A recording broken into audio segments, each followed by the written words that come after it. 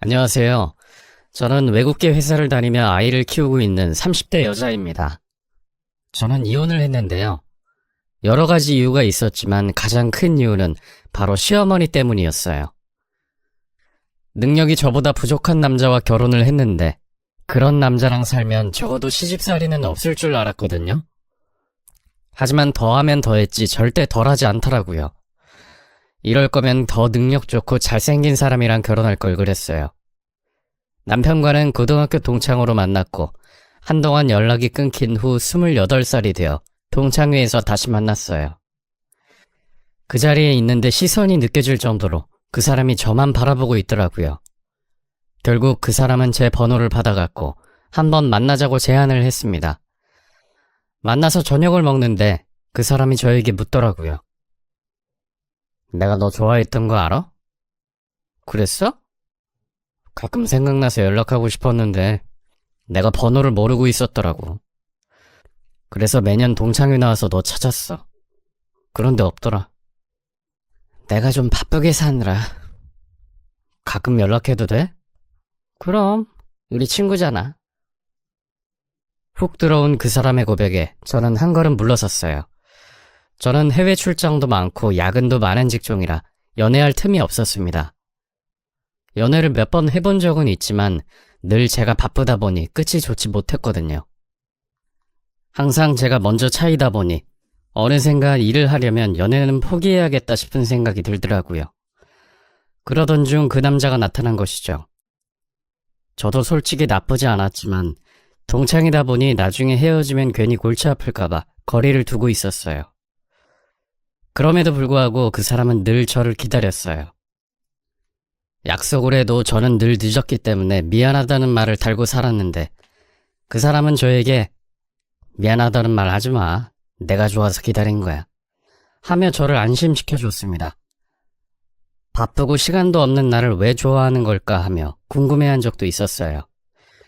사실 살면서 제게 그렇게 헌신적인 남자는 처음 봤거든요. 그 사람은 한 중소기업에 다니고 있었어요. 비록 저보다 회사나 학벌은 좋지 않았지만 그래도 자기 일에 자부심을 갖고 열심히 사는 게 참 대단해 보이더라고요. 저는 여태껏 이런 남자를 바라고 있었나 봐요. 착하고 성실하고 자상한 사람 말이에요. 제가 외국계 회사다 보니 잘 나가는 남자 동료들을 가까이서 많이 보는데요. 늘 가정보다 본인 일이 우선이더라고요. 커리어 쌓느라 집안일에 소홀히 하고 연애도 금방금방 질려하는 남자들을 보면서 오히려 야망 있는 남자보다 한 여자만 바라봐주고 가정적인 남자가 더 끌리더라고요. 그래서 저는 자연스레 그 사람에게 마음을 주었네요. 사실 그때까지만 해도 그 사람과 결혼할 거라는 생각은 하지 못했어요. 사랑보다는 일이 더 중요했고 딱히 결혼 생각이 없었으니까요. 하지만 그 사람과 함께하는 시간이 늘어날수록 만약에 결혼을 한다면 이 사람과 하면 좋겠구나 하는 생각이 들더라고요. 또 어렸을 때 비혼을 선언하더라도 주위 사람들이 다 결혼하면 위기의식이 느껴지잖아요. 뭔가 나만 뒤처지는 것 같고 이러다가 홀로 외톨이가 되어 고독사할 것만 같고 그 당시 제가 딱 이런 느낌이었어요. 지금 혼자 사는 것은 좋지만 나중에 노후가 되었을 때가 조금 걱정이 되더라고요. 이런저런 고민으로 머리 아픈 찰나에 그 사람이 저에게 프로포즈를 했고 저희는 양가 부모님의 허락으로 결혼 준비를 하게 되었습니다.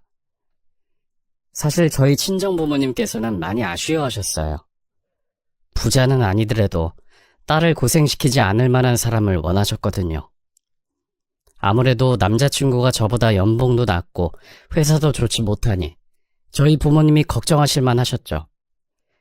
저희 친정아버지께서 저를 불러 말씀하셨어요. 야, 정말 그놈이랑 결혼해야겠냐? 아빠, 저 이번이 아니면 결혼식이 놓쳐요. 월 200만 원 번다고 하더라. 너가 나중에 회사를 관두게 된다면 200만 원 가지고 둘이 먹고 살아야 하는데 할 수 있겠어? 저는 자신이 있어요. 제가 벌어서 먹여 살리면 되죠. 아무리 요새 세상이 변했다고 해도 그렇지 남자가 여자보다 못 벌면 분명히 나중에 문제 생겨. 아이, 아버지도 참 옛날 분이다. 요새는 아내가 잘 벌면 집에서 가정주부 하는 남편들도 많아요. 그리고 저는 일보다 가정에 충실한 남자가 좋아요. 그 사람은 누구보다 다정하고 저만 바라봐 준다니까요? 돈이 행복이 다가 아니잖아요. 저 그 사람이랑 잘 살 자신이 있어요.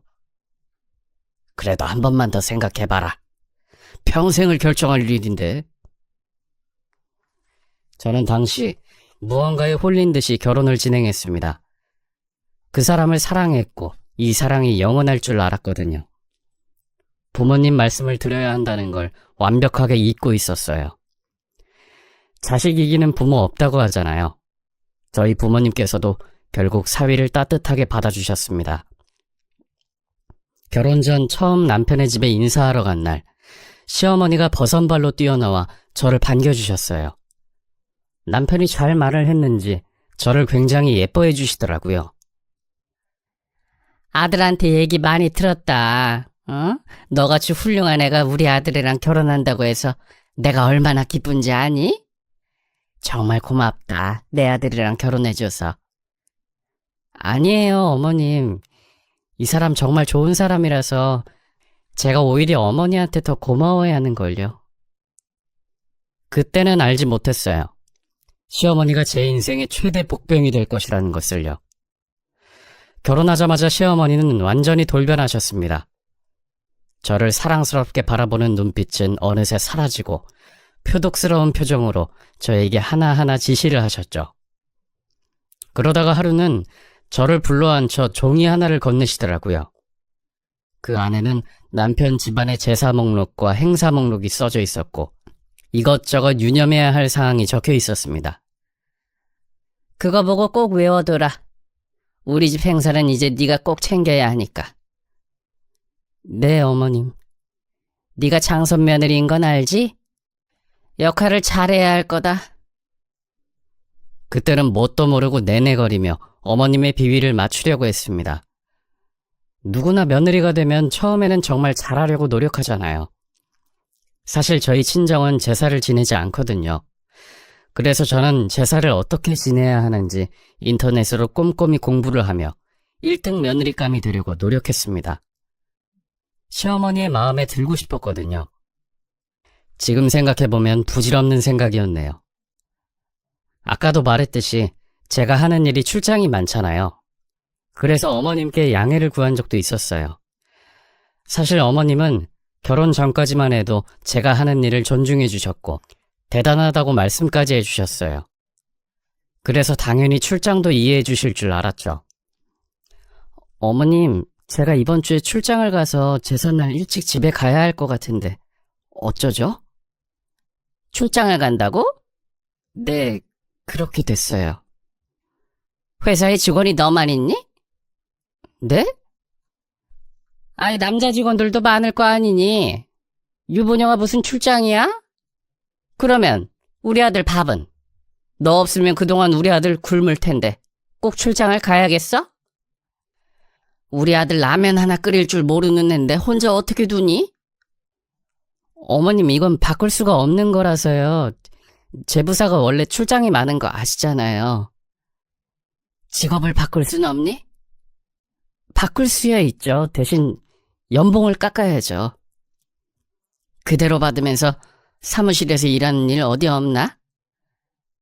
저도 이 연봉 받기까지 꽤 많이 고생을 했어요. 사적인 이야기지만 저는 연봉이 1억이 좀 넘습니다. 세전으로 그렇게 받아요. 시어머니는 그런 저의 연봉을 듣고 굉장히 좋아하셨어요. 지금 생각해보면 연봉을 낮게 말할 걸 후회해요. 괜히 억대 연봉이니 어쩌니 말하는 바람에 제가 더 피곤해졌거든요. 시어머니는 주변에 자랑을 하시더니 저에게 이렇게 흘리시더라고요. 주변에서 그러더라. 며느리가 억대 연봉인데 시어머니한텐 넉넉하게 용돈도 안 준다고. 용돈 필요하세요? 아들 힘들게 키웠는데 그 정도 대가는 나도 받아야지. 안 그래? 얼마나 필요하세요? 저희 친정 같은 경우에는 딸 힘들까봐 제가 용돈을 드려도 한사코 거절을 하셨어요. 오히려 그 돈에 더 얹어서 저에게 주시곤 하셨죠. 그런데 시어머니는 호시탐탐 제 지갑을 노리시더라고요. 아들한테는 용돈 얘기 꺼내지도 않으시면서 며느리가 들어오니 용돈을 요구하는 게 속이 보이긴 했지만, 그래, 좀 더 어려우시니까 내가 도와주자 싶어서 제 수입으로 용돈을 드리기 시작했습니다. 매달 자동이체로 빠져나가게 했죠. 호의가 계속되면 권리인 줄 안다는 말이 있잖아요. 시어머니는 저에게 요구하는 게 점점 더 많아지셨어요.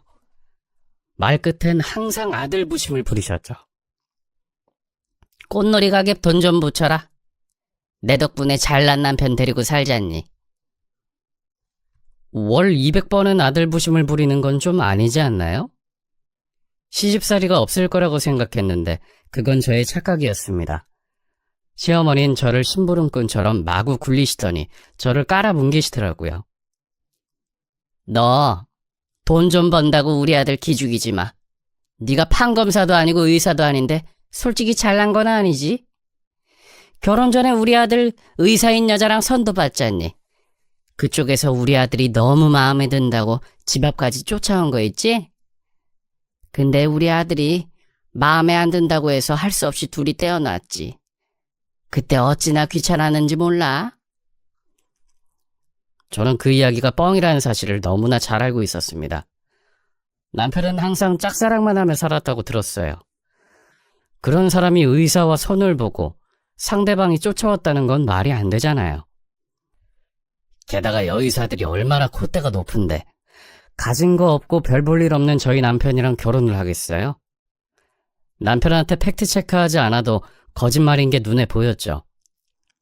대놓고 따지고 싶었지만 괜히 어르신이랑 말다툼하기 싫어서 이때도 내내거리면서 한 귀로 듣고 한 귀로 흘렸죠.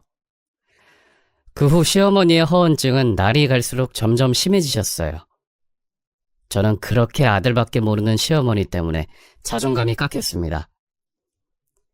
정도가 지나칠 때는 저도 대꾸를 하기 시작했어요. 사실 저도 한 성격 하거든요. 어르신이라 꾹 참았던 거지 저도 한다면 하는 사람이에요. 시어머니는 그날도 아들 자랑을 길게 늘어놓으셨습니다. 그래서 우리 아들이 명문대에 가려다 포기하고 장학금 받고 지방대에 갔지 뭐니. 얼마나 효자인지, 엄마 등록금 내느라 힘들까봐 일부러 장학금 받고 들어간 거지 않니. 걔가 고등학교 때 전교 1등만 하는 애였어, 참. 아직도 그것만 생각하면 내가 다 아쉽다. 아쉬워. 아닐걸요? 제가 알기론 저희 남편 수능 5등급 받았다고 들었는데요. 그게 무슨 소리야? 우리 애가 어찌나 공부를 잘했는데 5등급이 아니라 1등급이겠지. 아이, 무슨 소리세요. 저 남편이랑 같은 고등학교 다녔잖아요. 하위권에서 왔다 갔다 하는 사람이었어요. 맨날 전교 1등 하는 애는 따로 있었어요. 그리고 1등급은 제가 받았고요. 하위권이라니? 너 지금 남편 무시하는 거야? 무시가 아니라 사실을 말씀드린 건데요. 어머님 기억이 조작된 것 같아서요. 그랬더니 시어머니의 얼굴이 완전히 굳어버렸습니다. 며느리가 하늘 같은 남편을 하위권이라고 칭하니 얼마나 당황스러우셨겠어요. 그 뒤로 시어머니는 언짢으셨는지 저에게 이것저것 시비를 거셨습니다. 음식이 맛이 없다고 지적하고 모양이 안 예쁘다고 잔소리하고 정말 스트레스가 이만저만이 아니었죠. 저도 지지 않고 제 할 말 했죠. 솔직히 제사 음식을 혼자 만드는 게 너무 힘든 거예요. 될 대로 되라 싶어 제사 음식을 한꺼번에 주문한 적이 있었습니다. 그랬더니 시어머니께서 불같이 화를 내시더라고요. 너 제사 음식이 이게 뭐니? 너 혹시 직접 안 만들고 샀니? 네, 아무래도 이게 더 효율적일 것 같아서요. 효율이고 뭐고 제사 음식은 직접 만들어야지.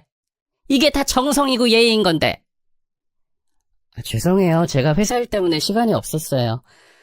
그리고 따지고 보면 이게 더 맛있는데? 내가 살다 제사 음식 사온 애는 처음 보네. 내가 조상님들 볼 면목이 없어. 이게 어디서 배운 버르장머리니? 어머님도 이제 편하게 준비하시면 안 돼요? 주문하면 모든 게 편해져요. 어차피 조상님 얼굴도 모르시잖아요. 너 지금 대드는 거니? 입 다물어? 네, 다물게요. 그리고 아무 말도 하지 않고 있으면 시어머니께서 또 화를 내셨습니다. 너 지금 무건 시위하는 거니? 입 다물라고 하셨잖아요. 아, 답답해. 어쩌다 우리 집에 이런 애가 들어와선? 처음엔 저도 분명 내내거리는 며느리였어요. 하지만 그렇게 살다 보니 너무 힘들고 지치더라고요. 그래서 저도 어머님과 오랫동안 편하게 지내고 싶어서 하고 싶은 말을 하고 살았어요. 하지만 속으로는 정말 스트레스를 많이 받았습니다. 시어머니는 매일 저에게 전화를 하셔서 아들 밥 반찬은 뭘 차려줬는지 물어보셨고 살림은 잘 하고 있는지 감시하셨어요. 귀찮아서 전화를 받지 않으면 집으로 바로 쳐들어오셔서 왜 전화를 받지 않냐고 불같이 화를 내셨죠. 목소리가 어찌나 크신지 자다가도 벌떡 일어날 정도였다니까요. 그렇게 시어머니와 저의 아슬아슬한 관계가 이어지던 어느 날, 저는 예정일이 지났음에도 그날이 오지 않았다는 걸 알게 되었어요. 바로 테스트기를 해봤는데 2줄인 거예요. 병원에 가서 임신이란 걸 확정받게 된 후 너무 기뻐서 남편에게 전화를 걸었더니 바로 달려오더라고요. 여보 진짜야? 임신 맞아? 병원 갔다 왔어. 남편은 말없이 저를 꽉 안아주었어요. 울면서 고맙다고 하는 남편의 모습에 저도 눈물이 흘렀습니다. 이제는 새 가족이잖아요. 감격스럽더라고요. 그리고 바로 시어머니에게 전화가 걸려왔습니다. 남편에게 임신 소식을 들었나 봐요. 임신했다며? 네, 어머님. 너무 잘 됐네. 회사는 어떡하고? 좀 다니다가 육아휴직 쓸까 하고요. 육아휴직 쓰면은 우리 집에 와서 지내라. 산후조리도 뭐가 필요하니 우리 집에서 하면 되지. 시어머니는 또 제가 아들을 힘들게 할까봐 본인 집에 와서 요양을 하라고 하셨어요. 그게 요양이겠어요. 살림을 전부 제가 다 하겠죠. 그 순간 머리 위로 많은 생각들이 스쳐 지나갔어요. 그리고 저는 대답했습니다. 생각해보고 연락드릴게요, 어머님. 생각은 무슨 생각이야? 아무튼 그렇게 알고 있으마. 뱃속의 아이를 위해서라도 저는 온전히 저를 위해 태교를 해야 했어요. 그래서 저는 산후조리원도 예약을 했고 최대한 어머님과 마주치지 않기 위해 떨어져 지냈습니다. 시어머니는 왜 한 번을 안 오냐고 성화였지만 저에게도 나름 사정이 있었어요. 그랬더니 시어머니는 저희 집에 갑작스레 찾아오시더니 청천벽력 같은 말씀을 하셨어요. 내가 도저히 걱정돼서 안 되겠다. 너 임신해서 살림도 제대로 못할 거 아니니 내가 대신 해주러 왔어. 어머님 갑자기 이렇게 찾아오시면 제가 부담스럽네요. 이참에 여기서 좀 지낼까 한다. 어때? 괜찮지? 그저 한숨만 나왔습니다. 겉으로는 제가 걱정돼서 왔다고 하시지만 아들이 밥도 잘 못 챙겨 먹고 있을까봐 오신 게 분명해 보였어요. 그걸 보고 저는 정말 감탄했습니다. 아들이 5살 애도 아닌데 그놈의 밥이 대체 무엇인지 시어머니를 걱정하게 만드는 것일까요? 아무튼 저는 시어머니가 집에 들이닥친 이후로 인고의 시간을 보냈어요. 시어머니는 살림을 도와주러 오신 게 아니라 제게 잔소리를 하시러 오신 게 틀림없었죠. 아직도 기억나는 게 처음 신혼집에 들어온 날 집안 대청소를 시키시더라고요. 그때가 입덧할 때라 고개만 숙여도 헛구역질을 할 때였는데 글쎄 이런 제게 화장실 청소를 시키더라고요. 그것도 고무장갑 끼고 수세미로 변기를 닦으라고 하는데 정말 황당했어요. 이 외에도 참 많은 일이 있었어요. 매일 새벽같이 저를 깨워 남편 새밥하라고 성화를 부리지를 않나. 저녁마다 남편에게 칠첩반상을 차리라고 하시질 않나. 정말 죽고 싶은 마음이었어요. 게다가 사사건건 시비에 잔소리에 하루 24시간 시어머니의 시집살이에 몸이 남아나질 않았죠. 이러다가는 우리 뱃속의 아이도 위험하겠다는 생각이 들더라고요. 울면서 친정엄마에게 전화해서 하소연을 했어요. 엄마, 나 너무 힘들어. 괜찮니? 차라리 혼자 살 때가 좋았어.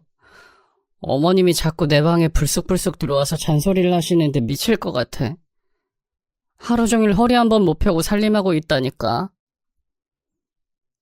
핸드폰을 붙들고 그동안에 있었던 일들을 줄줄이 늘어놓았습니다. 저희 엄마도 제 이야기를 들으시더니 속상해서 눈물을 흘리시더라고요.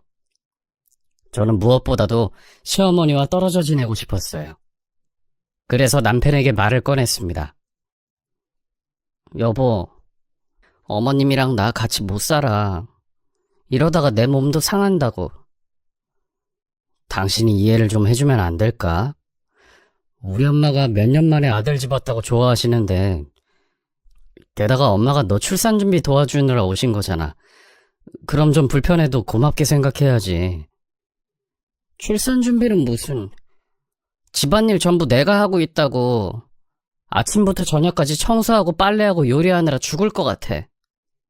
그래, 우리 엄마가 좀 까탈스러운 거 나도 아는데 당신이 좀 참아. 손주 볼 생각에 들떠서 그러시는 거니까 출산할 때까지만 조금 참아주면 안 될까?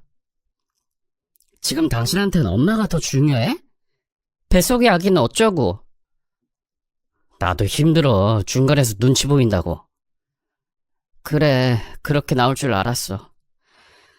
됐어, 당신은 가만히 있어. 내가 알아서 할 테니까. 어떻게 하게? 가만히 있으라니까? 저는 결국 시어머니에게 직접 말을 해야 했습니다. 남편은 남의 편이라더니 그 말 틀린 거 하나 없네요. 항상 결정적인 순간에 남편은 쑥 빠졌습니다. 시어머니가 말도 안 되는 걸로 트집 잡고 잔소리할 때 남편은 늘 슬그머니 방에 들어갔죠. 그러니 늘 저만 나쁜 년이 되어 있었죠. 그날도 저는 시어머니에게 나쁜 년이 되기로 했어요. 어머님, 드릴 말씀이 있어요. 뭔데? 솔직히 말씀드릴게요. 저 어머님이랑 같이 사는 게 조금은 불편해요. 네가 뭐가 불편해? 밥도 내가 하는데? 제 생활 리듬이 있어요. 그게 깨지면 스트레스가 심해서 그래요. 너는 네 할 일 하면 되잖니? 그게 잘 안 되고 있잖아요. 저도 어머님이랑 같이 있는 거 좋아해요. 좋은데 가끔은 불편할 때가 있다는 말이에요. 그리고 저 산후조리원 예약해놨어요. 그러니까 준비 안 하셔도 돼요. 뭐?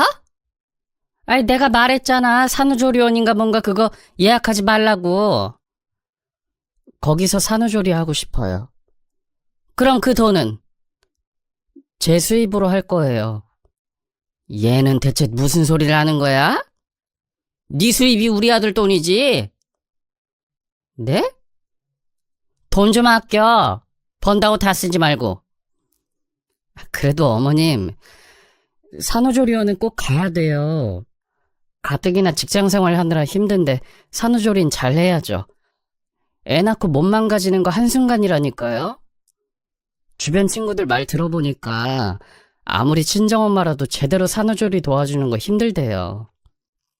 걱정하지 마. 그게 뭐가 힘들다고? 내가 잘해준다니까? 전문가인 분들한테 더 체계적으로 받고 싶어서 그래요. 아무렴 내가 경험자인데 더 잘해주지 않겠니? 불편하다는 말씀을 드리고 싶었어요. 너 내가 불편해? 왜? 아들만 챙기시잖아요. 저는 막 무시하시고. 내가 언제? 어머님은 모르시겠죠. 저는 다 느끼고 있었다고요. 여기 온 것도 아들 굶을까봐 오신 거잖아요. 솔직히 제 출산 준비인 핑계신 거 제가 모를 줄 알아요? 넌 진짜 애가 예민하구나? 그런 걸 가지고 서운해하면 내가 무서워서 말을 하겠니? 너가 그렇게 예민하게 구니까 우리 아들이 피곤한 거잖아. 이런 식으로 또 아들 편을 드시잖아요. 그럼 제 마음이 어떻겠어요? 아, 너도 참 피곤하게 산다. 뭐가 그렇게 서운하니? 내가 내 아들 챙기겠다는데 난리야 정말. 아무튼 시끄러워. 우리 때는 전부 시집살이 하며 만삭에 밥 차렸어. 너 정도면 얼마나 편한 거니, 어? 저 혼자 있고 싶어요. 저희 집에서 이만 나가주세요. 아주 건방지네? 내가 너 괘씸해서라도 절대 못 나가지. 씨알도 안 먹혔어요. 시어머니는 그렇게 자연스레 저희 집에 눌러 앉으셨어요. 제가 너무 스트레스를 받아 하니까 친정부모님께서 펜션으로 쓰는 집이 하나 있는데 그곳에서 머물라고 하시더라고요. 그래서 그곳으로 대피해서 회사를 왔다 갔다 한 적이 있었습니다. 그랬더니 시어머니에게 바로 전화가 걸려오더라고요. 네, 어머님. 너 혼자 펜션에 있으니 좋니? 어디야? 우리도 좀 가자. 어머님, 제가 혼자 있고 싶어서 그래요. 내가 가는 게 불편하니? 정말 너도 대단하다. 어떻게 남편을 두고 혼자 덜렁 나갈 수가 있어?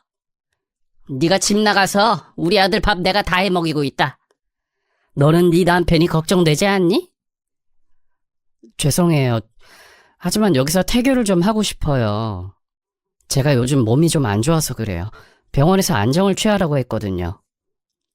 어딘데? 말을 해줘야 내가 납득을 하지. 우리 며느리가 어디 있는지는 알아야 할 거 아니니. 죄송합니다. 죄송만 하지 말고 어디냐고. 끊겠습니다. 시어머니 입장에서는 저에게 서운할 수 있을 거라고 충분히 생각해요. 하지만 그때는 제가 너무 힘들었고 혼자 있고 싶었습니다. 남편은 저의 편이 되어주지 못하고 있고 시어머니는 틈만 나면 저를 괴롭히려고 하니 숨 쉴 틈이 없었어요. 제일 괘씸한 건 남편이었습니다. 이렇게 마마보이일 줄 알았으면 결혼 자체를 하지 않았을 텐데 아주 후회가 막심했죠. 그렇게 저는 한동안 펜션에 대피를 해서 그곳에서 지냈습니다. 그러다가 친정의 주소를 물어본 남편이 그걸 또 시어머니에게 흘렸고 둘이 같이 펜션으로 찾아왔어요. 둘의 실루엣을 발견한 저는 눈물이 터져 오열을 하고 말았습니다. 저의 공간을 잃은 그 슬픔은 이루 말할 수 없었어요. 그때는 그게 저에게 정말 소중했거든요.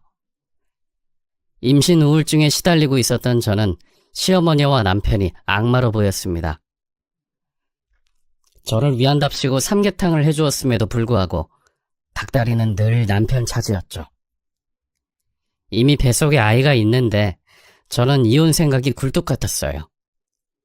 이런 시어머니 밑에서 사느니 혼자 아이를 키우는 게 낫겠다 싶었습니다. 그냥 아이고 뭐고 다 포기하고 싶었어요. 남편은 우울해하는 저를 보더니 위로하는 척만 해주더라고요. 당신 우울해서 어떡해. 내가 해줄 수 있는 게 없네. 맞아. 당신은 나한테 해줄 수 있는 게 없어. 그걸 알았더라면 당신이랑 결혼을 안 했을 거고.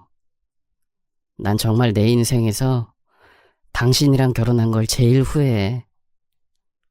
무슨 말을 그렇게 서운하게 해. 서운해? 그거 가지고 서운해? 나는 내가 서운한 건 어쩔 건데? 여보, 그만 좀 해. 뭘 그만해? 당신은 내가 지금 어떤 상태인지도 모르면서. 곧 있으면 엄마 올 거야. 그래, 이게 문제야. 당신은 엄마가 먼저잖아. 나는 뒷전이잖아. 당신은 나랑 아기를 위해서 공간을 만들어줬어야 해. 내가 지금 얼마나 숨 막히는지 알기나 해? 당신 엄마 때문에 내가 얼마나 정신적으로 힘든지 모르지? 정말 맘 같아서는 뛰어내리고 싶을 지경이야. 숨이 막혀 죽을 것 같다고. 그만하라고 했다. 이 나쁜 놈아. 행복하게 해주겠다면서. 중간에서 역할 잘 하겠다면서. 당신이 한 게 뭐야? 대체 당신이 잘난 게 뭐냐고.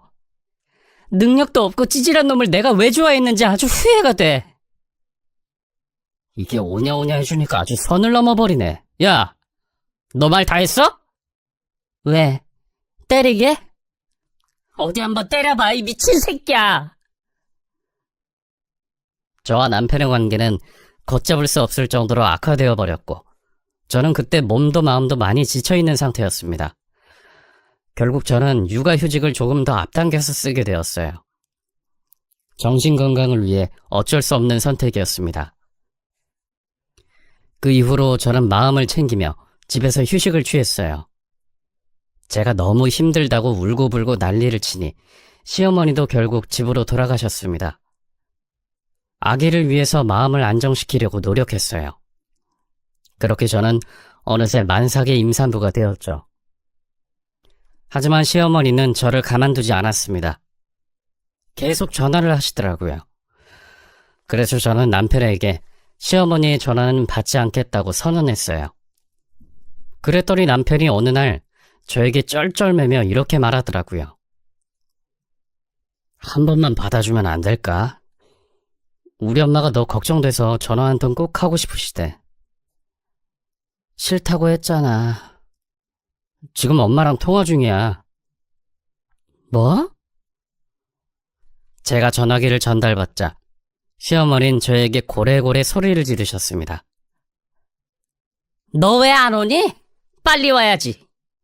이 괘씸한 년, 건방진 년, 어디서 시어머니 전화를 피해? 야, 좋은 말 할 때 지금 여기로 빨리 뛰어와. 네? 오늘 무슨 날인데요? 빨리 좀 와라, 급하니까. 시어머니는 그렇게 말씀하시고 뚝 끊어버리더라고요. 남편은 저에게 딱 한 번만 가자고 사정사정했고, 전 그때 시어머니에 대한 앙금을 조금씩 풀고 있었던 상태였기 때문에 시댁으로 향했습니다. 도착하니 친척분들이 왁자지껄 떠들며 앉아 계셨고, 시어머니께서 저에게 앞치마를 건네시더라고요. 왜 이리 늦었어? 오늘 제사인 거 모르니? 제사요? 그래, 전 좀 붙여라. 너 없어서 내가 이거 혼자 하느라고 얼마나 힘들었는지 아니? 군뱅이처럼 가만히 서 있지 말고 빨리 앞치마 입고 전 붙여. 어머님, 제가 허리가 아픈데. 앉아서 전 붙이는데 뭐가 힘들어? 시어머니는 저에게 호통을 치시며 부엌으로 들어가 버리셨습니다. 결국 저는 그날 전 붙이는 건 물론이고 대가족상을 혼자 차리게 되었어요. 만삭인 임산부가 찬바닥에 앉아서 전 붙이는 게 얼마나 힘든 줄 아시나요? 정말 그날 허리가 끊어지는 줄 알았습니다. 중간에 너무 아픈 나머지 남편에게 도움의 눈빛을 보냈지만 남편은 저를 본체만체 하면서 거실 소파에서 친척들이랑 TV만 보더라고요. 그리고 시어머니는 그 앞에 앉아서 친척분들과 깔깔거리며 얘기만 하셨죠. 너무 화가 났지만 친척들도 계신 마당에 시어머니한테 대들 수 없어서 일단은 참고 있었어요. 그러다가 결국 그날 시어머니는 저의 분노 버튼을 누르셨습니다. 저에게 이런 질문을 하셨어요. 너 요즘 집에서 놀고 있지? 네? 놀고 있잖아. 육아휴직 쓰고 있다며. 네. 너는 참 좋겠다. 남편이 벌어다주는 돈 펑펑 쓰면서 인생 날로 먹었어. 요즘엔 임식이 권력이더라. 나도 지금 임신했으면 얼마나 좋았겠어. 시어머니가 건들지도 않지. 남편은 돈 벌어줘. 산후조리도 시설에서 해. 우리 땐 그런 거 없었지. 어머님. 왜? 또 기분이 상하니? 내가 또 너를 건드렸냐? 말씀이 너무 지나치시네요. 제가 인생을 날로 먹어요? 제가 버는 돈 알고 말씀하시는 거죠? 아이, 쉬어서 좋겠다고. 너 지금 남편 돈 펑펑 쓰고 있는 건 사실이잖아.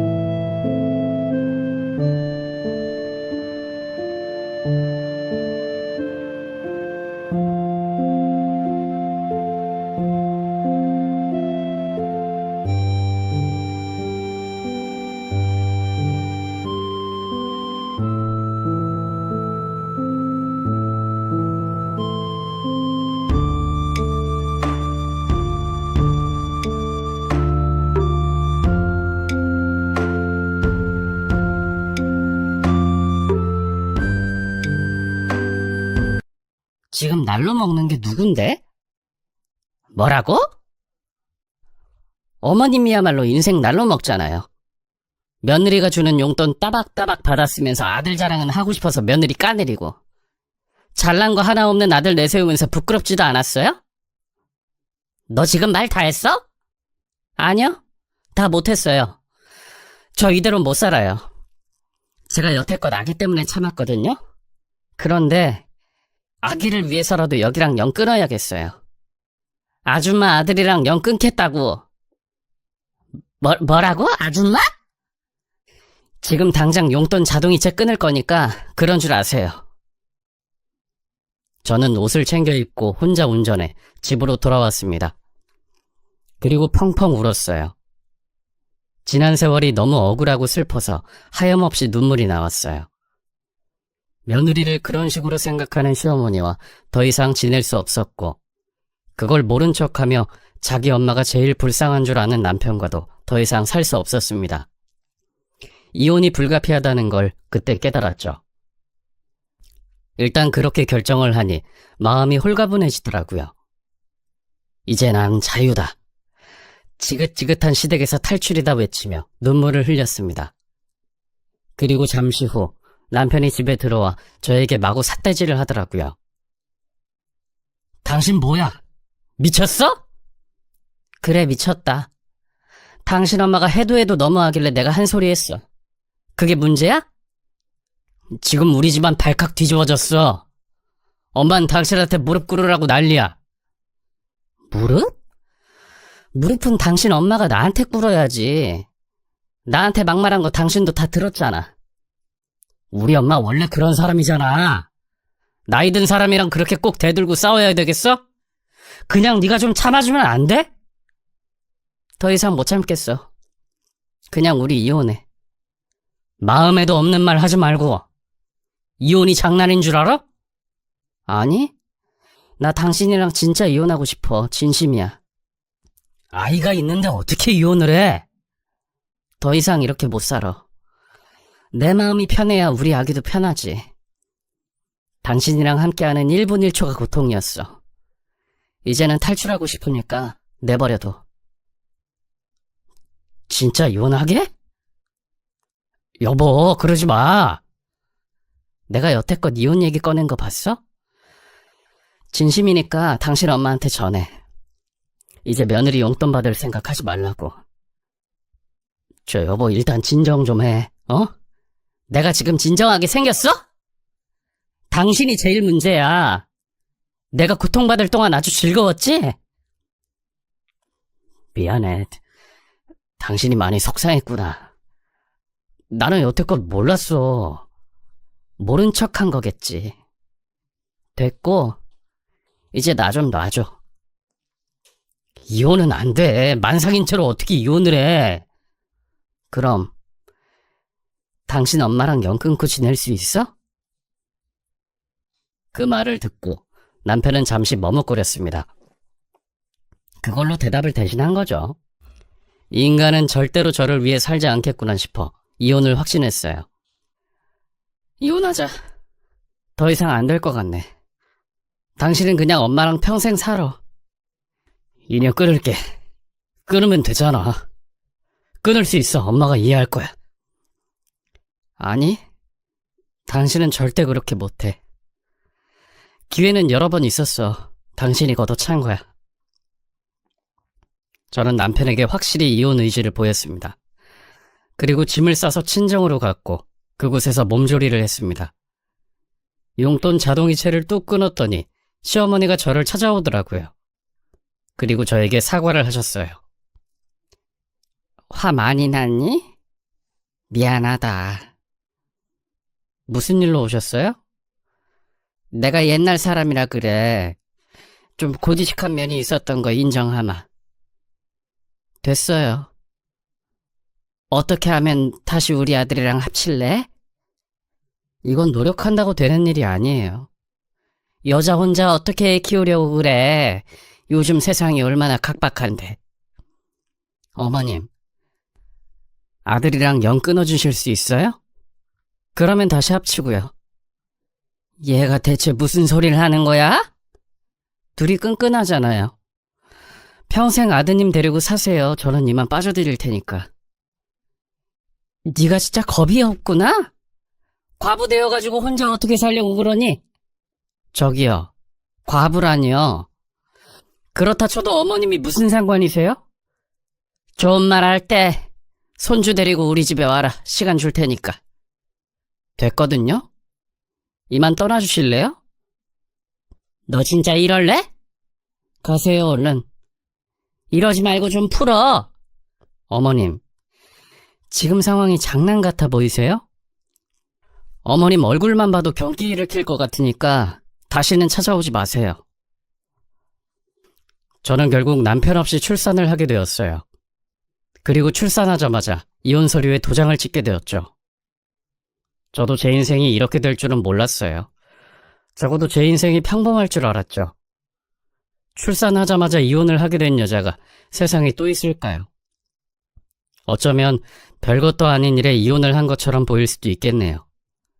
하지만 저에게는 그것보다 더 큰 문제는 없었습니다. 시어머니와 남편만 없으면 행복할 것 같았어요. 저희 부모님께서 마음고생 많이 하셨죠.